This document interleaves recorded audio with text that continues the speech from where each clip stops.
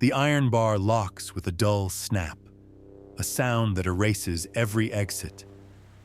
The air inside the inner sector of Karnak Temple is sharp with natron dust and the residue of burnt frankincense.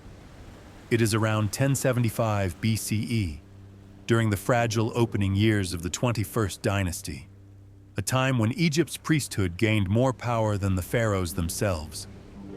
What high priests did to the divine adoratresses, women devoted to Amun-Ra, wasn't execution. It was erasure, a punishment designed to preserve their holiness by destroying their lives. These women once walked the grand hypostyle halls with authority, carrying the Shen ring, the royal emblem of eternity, a public sign that they served the god who upheld the cosmos itself. But that symbol was twisted. What once guaranteed eternal protection now marked them for permanent confinement. Why did these women, elevated to near royalty, suddenly vanish from temple records? What were the chambers that scribes refused to diagram buried beneath the sandstone floors? The sanctuary of Amun was not only the holiest place in Thebes, it became a vault for human assets, sealed alive.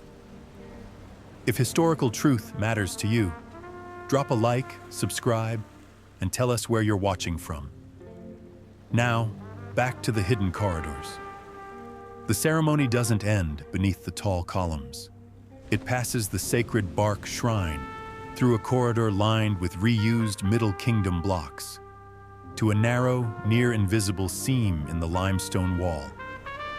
A faded mural of the Field of Reeds conceals a door that shouldn't exist. They are not escorted. They are processed, like inventory. The deeper they go, the more Egypt disappears. No Nile breeze, no temple drums. Only the soft scrape of sandals and the distant drip of groundwater. Their birth names are stripped. Their lineage, once essential in Egypt, is erased. They are now Humwat-Nanter, property of the god. Fine linen replaced with rough cloth. Gold jewelry traded for a cold, black diorite ring, heavy enough to bruise the skin. Not a token, a restraint. Their new world exists in the architectural margins, a sequence of stone cells beneath Karnak, referenced only as Pr Dwat, the underworld on Earth. By day they grind malachite for sacred inks or weave textiles to clothe Amun's statue. By night, the locks slam. Bread, dates, well water, nothing more. A system built to dissolve the self and replace it with ritual automation. But compliance is never perfect. One woman, her former title lost, counts time. Each night, her fingernail marks the mortar line between blocks. She memorizes guard shifts by footstep cadence. She hides a bead of hardened lamp wax in her palm. She isn't planning escape. Stone is thicker than hope. She is planning memory. Why remember what the world has already forgotten? The high priest does not arrive with rage. He arrives with procedure. His voice is soft, controlled. The tone of a man cataloging assets rather than speaking to souls. He tells them Egypt is collapsing. Foreign chieftains pushing from the delta. Pharaohs reduced to ceremonial figures. Grain shortages tightening Thebes like a vice. He claims their confinement is protection. Their purity must be hidden from a corrupted world. They are not captives. They are treasures. And treasures, he reminds them, belong under lock and earth. The price of this holy protection, everything that made them human. He returns weeks later. The compassion mask is gone. He now speaks of balance, of rituals losing power, of gods starving for energy. He says their living essence sustains Egypt. Their prayers turn stone into divinity. Their isolation keeps chaos at bay. They are the hidden generators of Karnak. Then comes the ultimatum. Give willingly, or the gods will take. and only the vessel will remain. One woman answers, a voice cracked by silence. We serve Amun, not his administrators. Retaliation is subtle, more terrifying than violence. Comfort disappears first. No more extra water, no more warm linen shifts, then hunger. Rations drop, dates vanish. The bread so dry it blisters their mouths, then light. Lamps darken until night devours more hours than day.